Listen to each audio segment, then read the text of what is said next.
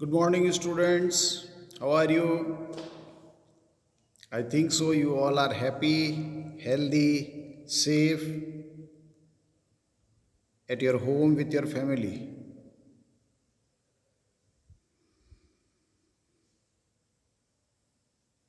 आपसे उम्मीद भी करता हूँ कि आप समय समय पर जब भी समय मिले आप वीडियोस देखते होंगे। आपने इस चैनल को सब्सक्राइब भी किया होगा। इस चैनल का नाम क्या आपको पता है? Flexi class. फ्लेक्सी का मतलब होता है लचीली। जब मुझे समय होगा, जब मेरी पढ़ने की इच्छा होगी, तब मैं पढ़ूंगा। इसलिए जब भी समय मिले, जब भी इच्छा हो, जरूर सुने, जरूर देखें। आज अपन प्रिंसिपल्स ऑफ मैनेजमेंट, प्रबंध के सिद्धांत की शुरुआती बात फिर करते हैं। उसके बाद सिलेबस स्टार्ट कर दूंगा। क्योंकि आप स्कूल से कॉलेज में शिफ्ट हुए हैं, इसलिए इतने दिन से सिर्फ आपकी मैं माइंड मेकिंग कर रहा हूँ। आपके दिमाग के मानसिक स्तर को, इंटेलेक्चुअल लेवल को, जो एक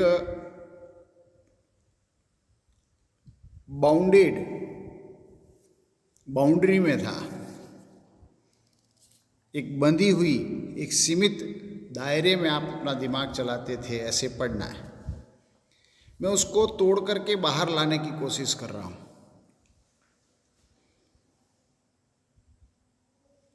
आज आपने कक्षा 11वीं या 12वीं की जब व्यवसाय अध्ययन की किताबें पढ़ी थी, तो उसमें एक शब्द पढ़ा था, केस स्टडी। उस पर बात करूंगा। इस कक्षा में मैं आपका स्वागत करता हूं। नमस्कार। केस स्टडी, ये सुना सुना शब्द लगता है। अगर आप 11वीं 12वीं की जो पुराने लेक्चर में मैंने आपको रेफरेंस दिया था, यदि आप उस किताब की कोई कॉपी आपके पास सुरक्षित हो, बची हुई हो, तो उसमें देखना शुरुआत के सिलेबस में या हर चैप्टर के लास्ट में कहीं केस स्टडी शब्द होगा। पढ़ने और पढ़ाने के जो तरीके हैं, पढ़ना और पढ़ाना, पर्पज क्या है? सीखना।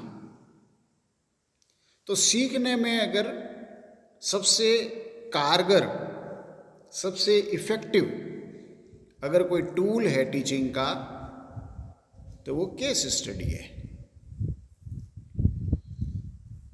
केस स्टडी स्पेशली व्यापारिक जगत में, औद्योगिक जगत में, इस कॉमर्शियल वर्ल्ड में, और इस कॉमर्शियल वर्ल्ड में, इस वाणिज्यिक दुनिया में जो प्रबंध का काम करने वाले लोग हैं, मैनेजमेंट का काम करने वाले लोग हैं, या व्यापार को चलाने वाले जो मालिक लोग हैं,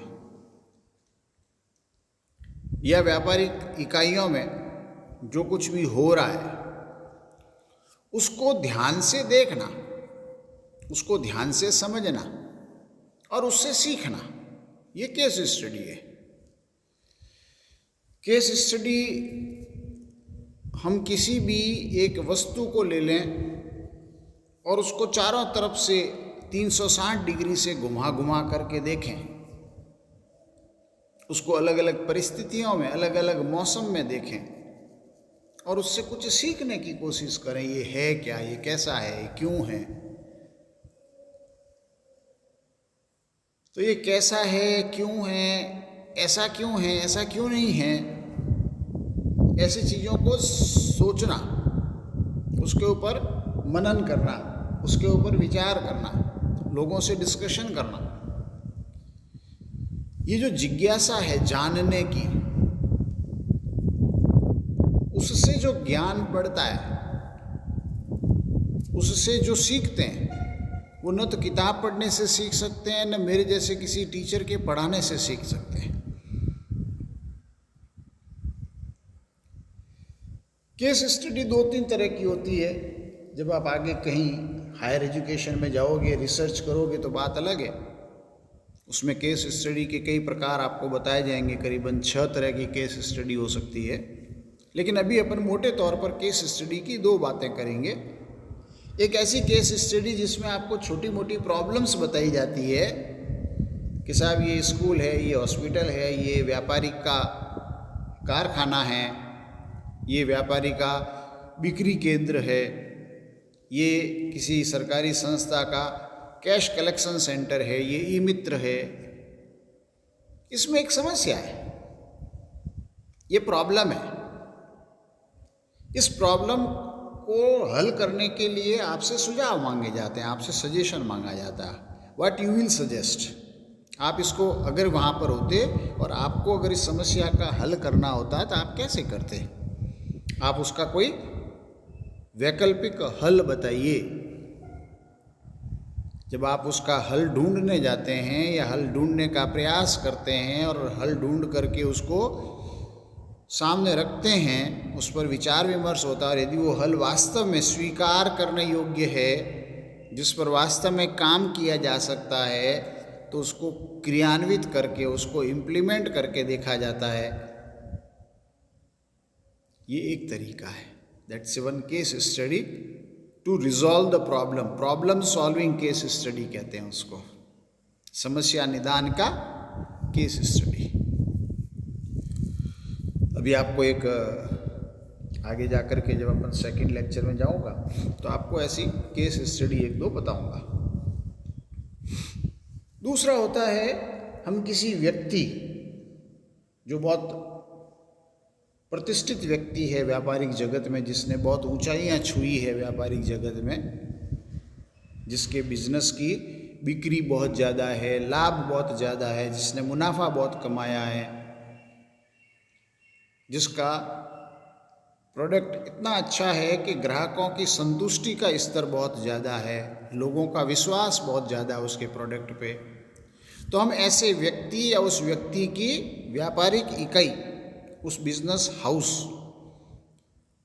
को पढ़ने की कोशिश करते हैं, उसको जानने की कोशिश करते हैं कि व्यक्ति जीरो से हीरो कैसे बना। फक्कड़ था, इसको कुछ नहीं आता था, ये पढ़ा लिखा भी नहीं है, 8वीं पास है, 10वीं फेल है, ये ग्रेजुएशन भी नहीं किया हुआ है, फिर भी ये इतना सफल व्यापारी कैसे हो गया? ऐसी उसमें क्या काबिलियत थी, ऐसी उसमें क्या गुण हैं जीवन के, उसने जीवन के अंदर कहाँ से सीखा, कैसे सीखा, कैसे आगे बढ़ा, जीवन में बड़े बड़े संघर्ष किए, बड़ी बड़ी बाधाओं का सामना किया, उस वक्त निर्णय कैसे किए और इस सफलता की मंजिल पर कैसे पहुंचा। हम उस यूनिट का मतलब इकाई, वो व्यक्ति भी हो सकता है, एक संस्था भी हो सकती है, एक गांव भी हो सकता है, एक देश भी हो सकता है। An organisation, unit means a organisation, an organisation. Human being, व्यक्ति अपने आप में एक संस्था है, तो व्यक्ति भी हो सकता है, संस्था भी हो सकती है। उसका अध्ययन करना, उसको जानना, ये भी केस स्टडी है। इसके लिए तो बहुत आसान काम है। अपने प्रिंट मीडिया में और इलेक्ट्रॉनिक मीडिया में अच्छे अच्छे व्यक्तियों की बायोग्राफी, उसकी जीवन की जीवनी छपी हुई है, छोटी छोटी कहानियाँ डॉक्यूमेंट्री के रूप में अवेलेबल है। उनको सुने, उनको देखें, सीख सकते हैं। तो केस स्टडी सीखने का सबसे उचित, मैं सबसे एप्रोप्रिएट वे मानता हूं to learn, especially business management में। क्योंकि व्यापार एक ऐसी चीज़ है जिसमें हर समय परिस्थितियां बदलती है। बहुत ही डायनामिक सर्कमस्टांसेज होते हैं व्यापारिक जगत में। आप अभी कोरोना का पीरियड चल रहा है, पूरी दुनिया इससे ग्रसित है। पूरी दुनिया की आर्थिक गतिविधियां, इकोनॉमिक एक्टिविटी, बिजनेस एक्टिविटी बंद हो गई है। लोगों ने वापस से सोचना चालू किया कि अब ऐसी परिस्थिति में व्यापार कैसे करें। कितना संघर्ष में, कितना चैलेंजिंग टाइम आया है। ऐसी स्थिति में आप जितना जागरूक होकर के, जितना जिज्ञासु होकर के ध्यान लगा करके देखेंगे इस बदलते हुए परिवेश को, आप बहुत कुछ सीखेंगे। ये केस स्टडी है। केस स्टडी में हम उस व्यक्ति के एटीट्यूड, उस व्यक्ति के लीडिंग स्किल्स, कम्युनिकेशन स्किल्स, उसकी कोऑर्डिनेशन स्किल्स, उसकी डिसीजन मेकिंग स्किल्स, उसके विजन, उसके मिशन को भी जानने की कोशिश करते हैं। आपके सामने मैं कुछ 8-10 लोगों की तस्वीर शेयर कर रहा हूँ। किसी का नाम नहीं लिखा हुआ है। हाँ, ये भारतीय हैं, इंडियंस हैं। ये भारतीय व्यापार और उद्योग जगत की जानी मानी हस्तियां हैं। ब्लैक एंड वाइट की फोटो से चालू किया है तो आप उस समय के ये प्रसिद्ध रहे व्यापारी से लेकर के आज की तारीख में सबसे चर्चित, सबसे तेज गति से बढ़ने वाले व्यापारी तक की ये तस्वीरें मैंने आपके सामने रखी है। आपसे आशा ये करता हूँ कि आप जिज्ञासा का उपयोग करते हुए आपके साथ में जो स्मार्टफोन है उस गूगल बाबा से इन तस्वीरों के नाम जानें। ये है कौन, कौन से बिजनेस घराने, कौन से व्यापारिक घराने के हैं, ये क्या प्रोडक्ट बनाते हैं। इसके अलावा और भी कुछ जानना चाहें तो आप जानें, इनको पहचानें कौन है। मैं क्यों इनकी तस्वीर 130 करोड़ लोगों में से क्यों इन 8-10 लोगों की तस्वीर आपसे शेयर कर रहा हूँ। ये क्रम संख्या के साथ है, 1 से लेकर के देखो 10 तक। कुछ चेहरे इस पुरानी तस्वीर के साथ कॉमन हो सकते हैं, 1-2, चाहे वो आदि गोदरेज के हैं और चाहे वो मुकेश अंबानी जी के हैं। 1-2 चेहरे रिपीट हो सकते हैं इसमें, पहला और आखिरी चेहरा रिपीट हो सकता है। इन 10 चेहरों को पहचानें और ये पहचानने की कोशिश करें कि ये 10 के क्रम, वरीयता क्रम जो दिया हुआ है, ये मेरिट रेटिंग दी हुई है, ये काय के हैं, किस में नंबर 1 है, किस में नंबर 2 है, किस में नंबर 3 है, किस चीज़ की रेटिंग है। पहचाने इसको। धनवान ज़्यादा है या बिक्री ज़्यादा है या कस्टमर सेटिस्फेक्शन ज़्यादा है या ज़्यादा पढ़े लिखे हैं, क्या है ये, किस चीज़ की रेटिंग, या कोई बहुत पुराने व्यापार के अनुसार रेटिंग की हुई है। सबसे पुराने से लेकर के नए व्यापार तक की रेटिंग है, क्या है ये, इसको भी पहचानने की कोशिश करें। ढूंढोगे तो कुछ मिलेगा, आप कुछ जानोगे। केस स्टडी की बात कर रहे हैं, इन दोनों ही तस्वीरों में इस व्यक्ति की तस्वीर तो नहीं थी। हाँ, इसके वंशज की तस्वीर जरूर है, मुकेश अंबानी जी की तस्वीर जरूर है। लेकिन धीरूभाई अंबानी हिंदुस्तान के स्वतंत्रता के बाद के, आज़ादी के बाद के सबसे चर्चित, सबसे तेज गति से व्यापार बढ़ाने वाले और अपने व्यापार के साम्राज्य को पूरी दुनिया में फैलाने वाले, अगर कोई सफल व्यापारी के रूप में किसी की पहचान अगर बनी तो वो धीरूभाई अंबानी जी की बनी। ये धीरूभाई अंबानी जी कहाँ जन्मे, कितने पढ़े, कहाँ से उन्होंने अपना जीवन शुरू किया, कब किया, क्या वो नौकरी कर रहे थे, क्या वो चाय पकौड़ा बेचते थे, क्या करते थे, कैसे आज अंबानी परिवार हजारों करोड़ की संपत्ति का मालिक हो गया।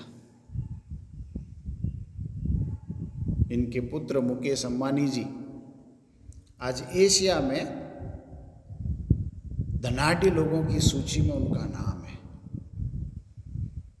और अगर मैं एशिया महाद्वीप के भारत देश की बात करूं तो इस देश के सबसे अधिक धनवान व्यक्ति इनके पुत्र मुकेश अंबानी जी हैं। रिलायंस ग्रुप के chairman, Reliance industry limited RIL, जिसका 1 रुपये का शेयर मार्केट में आज 2000 रुपये के आसपास है। तो उस रिलायंस इंडस्ट्री का जो नींव है, उसका जो बेस है, उसकी जो शुरुआत है, वो धीरूभाई अंबानी जी ने की है। उनका ये कोटेशन बहुत अच्छा लगता है, if you don't build your dream someone else will hire you to help them build theirs. अगर आप अपना सपना नहीं देखते हो तो लोग आपको उनका सपना पूरा करने के लिए उपयोग करेंगे। You will work for them. इसलिए अपना सपना देखो। APJ कलाम साहब महामना राष्ट्रपति जी कहा करते थे, सपने तो सभी देखते हैं, जगते हुए सपने देखना है, दिन में सूरज की रोशनी में सपने देखने हैं।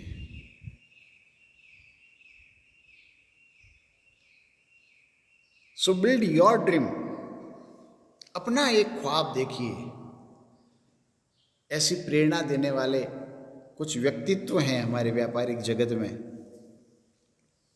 उनके कुछ वीडियोस मैं आपके साथ शेयर कर रहा हूं, सिर्फ इसलिए कि आप इस तरह से वीडियो देखना शुरू करें। लिस्ट बहुत लंबी हो सकती है, लेकिन मेरे पास लिमिटेशंस हैं। मैं इन चीज़ों के ऊपर इतना ज़्यादा आपको समय नहीं दे पाऊंगा, क्योंकि मुझे अपना कोर्स भी करना है। मैं आपको एक दिशा दे सकता हूँ, एक रास्ता बता सकता हूँ कि आप इन चीज़ों की तरफ देखिए, ये देखने की चीज़ है, यहाँ से कुछ सीखा जा सकता है। इस फ़ोन का उपयोग, इस इंटरनेट डाटा का उपयोग केवल मधुर धुन सुनने या मन बहलाने के लिए, मनोरंजन फिल्में देखने के लिए जितना करते हो, उसका 10%। क्या मांग रहा हूँ पता है आपको? जितना डाटा कंज्यूम कर रहे हो दिन भर में, जितना घंटा स्मार्टफोन के साथ लगे रह करके स्मार्ट बनने की कोशिश कर रहे हो, उसका केवल 10% हिस्सा मांग रहा हूँ आपसे। ओनली 10%। एवरी डे, प्रतिदिन जितने घंटे, जितना डाटा आप यूज़ कर रहे हैं, उसका केवल 10% आप इस तरह के वीडियोस देखने में बिताएं। 1 महीना, मेरा कहना मान लीजिए 30 डेज आप ऐसा कीजिए। आपका सोचने का तरीका और काम करने का तरीका नहीं बदले तो मेरा ये सुझाव डस्टबिन में डाल देना, कूड़े में फेंक देना। देखिए, धीरूभाई अंबानी जी जो हमारे भारत के बहुत बड़े व्यापारी रहे हैं, अगर आपको परी कथाओं पर विश्वास नहीं है, उनका आप इस वीडियो कहानी देखिए। को जरूर सुनिए। ये कहानी किसी परी कथा से कम नहीं है। एक आदमी जो हाई स्कूल की शिक्षा भी पूरी नहीं कर पाया, वो इतने गरीब परिवार से था कि खर्चा चलाने के लिए उसे अपने किशोरावस्था से ही नाश्ते की रेहड़ी लगाने से लेकर पेट्रोल पंप पर तेल भरने तक का काम करना पड़ा। ऐसे लड़के ने जब एक वृद्ध के तौर पर दुनिया को अलविदा कहा, तो उसकी संपत्ति का मूल्य 62,000 करोड़ रुपए से भी ज्यादा था। अगर आप अब भी इस शख्सियत को पहचान नहीं पाए हैं तो हम आपको बता दें कि आज हम बात कर रहे हैं धीरू भाई अंबानी की। बिजनेस की दुनिया का एक ऐसा सफल चेहरा जिसने हर एक गरीब को उम्मीद दी कि सफल होने के लिए पैसा नहीं, नीयत होनी चाहिए। सफलता उन्हीं को मिलती है जो उसके लिए जोखिम उठाते हैं। धीरू भाई ने बार बार साबित किया कि जोखिम लेना व्यवसाय का नहीं बल्कि आगे बढ़ने का मंत्र है। 28 दिसंबर 1932 को गुजरात के जूनागढ़ के छोटे से गांव चोरवाड़ में धीरज लाल हीरालाल अंबानी का जन्म हुआ। पिता हीराचंद गोवर्धन भाई अंबानी एक शिक्षक थे और माता जमुना बेन एक सामान्य गृहिणी थी। धीरू भाई के 4 भाई बहन और थे। इतने बड़े परिवार का लालन पालन करना अध्यापक गोवर्धन भाई के लिए सरल काम नहीं था। एक समय ऐसा आया कि आर्थिक परेशानियों की वजह से धीरू भाई को पढ़ाई बीच में ही छोड़नी पड़ी और उनकी स्कूली शिक्षा भी अधूरी रह गई। पिता की मदद के लिए धीरू भाई ने छोटे मोटे काम करने शुरू कर दिए। हर सफलता के पीछे ढेरों असफलताएं छुपी हुई होती हैं। धीरू भाई अंबानी पर यह बात एकदम सटीक उतरती है। पढ़ाई छोड़ने के बाद सबसे पहले धीरू भाई ने फल और नाश्ता बेचने का काम शुरू किया, लेकिन कुछ खास फायदा नहीं हुआ। उन्होंने दिमाग लगाया और गांव के नजदीक स्थित धार्मिक पर्यटन स्थल गिरनार में पकौड़े बेचने का काम शुरू कर दिया। यह काम पूरी तरह से आने वाले पर्यटकों पर निर्भर करता था। जो साल के कुछ समय तो अच्छा चलता था, लेकिन बाकी समय इसमें कुछ खास लाभ नहीं था। धीरू भाई ने इस काम को भी कुछ समय बाद बंद कर दिया। बिजनेस में मिली पहली 2 असफलताओं के बाद उनके पिता ने उन्हें नौकरी करने की सलाह दी। धीरू भाई के बड़े भाई रमणीक भाई उन दिनों यमन में नौकरी करते थे। उनकी मदद से धीरू भाई को भी यमन जाने का मौका मिला। वहां उन्होंने शेल कंपनी के पेट्रोल पंप पर नौकरी की और महज 2 सालों में ही अपनी योग्यता की वजह से मैनेजर के पद तक पहुंच गए। इस नौकरी के दौरान भी उनका मन इसमें कम और व्यवसाय करने के मौकों की तरफ ज्यादा रहा। उन्होंने हर एक संभावना पर विचार किया और वे हर समय यह सोचते रहते थे कि वे किस तरह से एक सफल बिजनेसमैन बन सकते हैं। 2 छोटी घटनाएं बिजनेस के प्रति उनके जुनून को बयां करती है। ये दोनों घटनाएं उस समय की हैं जब वे शेल कंपनी में अपनी सेवाएं दे रहे थे। जहां वे काम करते थे वहां काम करने वाले कर्मियों को चाय महज 25 पैसे में मिलती थी, लेकिन धीरू भाई पास के ही एक बड़े होटल में चाय पीने जाते थे जहां चाय के लिए 1 रुपया चुकाना पड़ता था। धीरू भाई से जब पूछा गया कि वे सस्ती के बजाय महंगी चाय क्यों पीते हैं, तो उन्होंने बताया कि उस बड़े होटल में बड़े बड़े व्यापारी आते हैं और बिजनेस के बारे में बातें करते हैं। मैं उन्हें ही सुनने जाता हूं ताकि व्यापार की बारीकियों को समझ सकूं। धीरू भाई ने अपने ही तरीके से बिजनेस मैनेजमेंट की शिक्षा ली, जिन्होंने आगे चलकर वॉर्टन और हार्वर्ड से पारंपरिक तरीके से डिग्री लेने वाले लोगों को भी नौकरी पर रखा। इसी तरह दूसरी घटना उनकी पारखी नजर और अवसर बुनाने की क्षमता की ओर इशारा करती है। हुआ यूं कि उन दिनों यमन में चांदी के सिक्कों का प्रचलन था। धीरू भाई को एहसास हुआ कि इन सिक्कों की चांदी का मूल्य सिक्कों के मूल्य से ज्यादा है और उन्होंने लंदन की एक कंपनी को इन सिक्कों को गलाकर आपूर्ति करनी शुरू कर दी। यमन की सरकार को जब इस बात का पता चला, वे मोटा मुनाफा कमा चुके थे। ये दोनों घटनाएं इशारा कर रही थी कि धीरू भाई के पास एक सफल बिजनेसमैन बनने के सारे गुण मौजूद थे। यमन में धीरू भाई का अच्छा खासा समय बीत रहा था कि वहां आज़ादी के लिए लड़ाई शुरू हो गई और ढेरों भारतीयों को यमन छोड़ना पड़ा। इस परेशानी के आलम में धीरू भाई को भी यमन छोड़ना पड़ा। ईश्वर ने एक सफल बिजनेसमैन बनाने के लिए परिस्थितियां गढ़नी शुरू कर दी। इस नौकरी के चले जाने के बाद उन्होंने नौकरी की जगह बिजनेस करने का निर्णय लिया। धीरू भाई अंबानी बाजार के बारे में बखूबी जानने लगे और उन्हें समझ में आ गया था कि भारत में पॉलिएस्टर की मांग सबसे ज्यादा है और विदेशों में भारतीय मसालों की, जिसके बाद बिजनेस का आइडिया उन्हें यहीं से आया। लेकिन व्यवसाय शुरू करने के लिए पैसों की जरूरत थी। धीरू भाई के पास निवेश के लिए बड़ी रकम नहीं थी, इसीलिए उन्होंने अपने मामा त्र्यंबक लाल दामाणी के साथ मसालों और शक्कर के व्यापार की शुरुआत की। यहीं पर रिलायंस कमर्शियल कॉरपोरेशन की नींव पड़ी, जिसने भारत के मसाले विदेशों में और विदेश का पॉलिएस्टर भारत में बेचने की शुरुआत की। इसके बाद रिलायंस ने सूत के कारोबार में प्रवेश किया। यहाँ भी सफलता ने धीरू भाई के कदम चूमे और जल्दी ही वे बॉम्बे सूत व्यापारी संघ के कर्ता धर्ता बन गए। यह बिजनेस जोखिमों से भरा हुआ था और उनके मामा को जोखिम पसंद नहीं था, इसीलिए जल्दी ही दोनों के रास्ते अलग अलग हो गए। इससे रिलायंस पर कोई खास फर्क नहीं पड़ा और 1966 में रिलायंस टेक्सटाइल अस्तित्व में आया। इसी साल रिलायंस ने अहमदाबाद के नरोदा में टेक्सटाइल मिल की स्थापना की। विमल की ब्रांडिंग इस तरह की गई कि जल्दी ही ये घर घर में पहचाना जाने लगा और विमल का कपड़ा एक बड़ा भारतीय ब्रांड बन गया। विमल दरअसल उनके बड़े भाई रमणीक लाल के बेटे का नाम था। इन्हीं सब संघर्षों के बीच उनका विवाह कोकिला बेन से हुआ, जिनसे उन्हें 2 बेटे मुकेश और अनिल तथा 2 बेटियां दीप्ति और नीना हुई। उन्होंने इसके बाद पीछे मुड़कर कभी नहीं देखा और रिलायंस कपड़े के साथ ही पेट्रोलियम और दूरसंचार जैसी कंपनियों के साथ भारत की सबसे बड़ी कंपनी बन गया।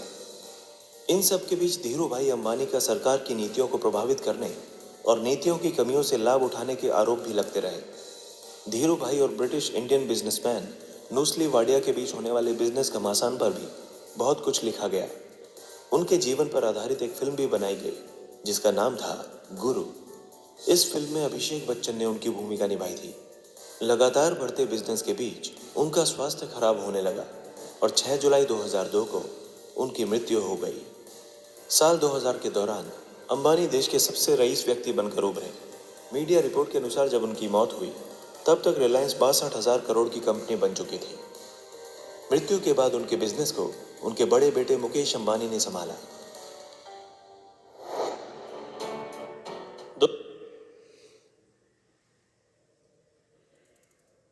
डियर स्टूडेंट्स, आपने धीरू भाई अंबानी की इस स्टोरी को सुना। ऐसी बहुत सारी स्टोरियां हिंदुस्तान के व्यापारिक जगत के बड़े बड़े सफल और प्रतिष्ठित व्यापारियों की है। आप इस स्टोरी हिंदी जैसे और भी कुछ चैनल हैं जहाँ पर बहुत सारे लोगों की कहानियाँ हैं, उनको सुने। अगली वीडियो में मैं आपको वैश्विक स्तर के बिल गेट्स और स्टीव जॉब्स की कहानी भी शेयर करूँगा। तब तक के लिए नमस्कार। लेकिन मेरा फिर निवेदन रहेगा आपसे कि प्लीज़ आपको जब भी समय मिले वीडियोस देखें।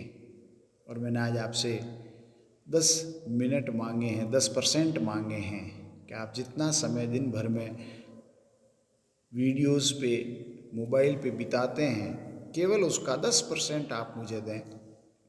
फिर आप देखें आपके अंदर कितना परिवर्तन आता है। अपन फिर मिलते हैं केस स्टडीज़ के सेकंड पार्ट के लिए, जिसमें प्रॉब्लम सॉल्विंग और बिना टेक्नोलॉजी के, बिना प्रोफेशनल अप्रोच के भी हम व्यापार कैसे करते हैं या कर सकते हैं, उसके 2 उदाहरण मैं आपके सामने रखूँगा। फिर अपन कोर्स कंटेंट्स पर आएंगे,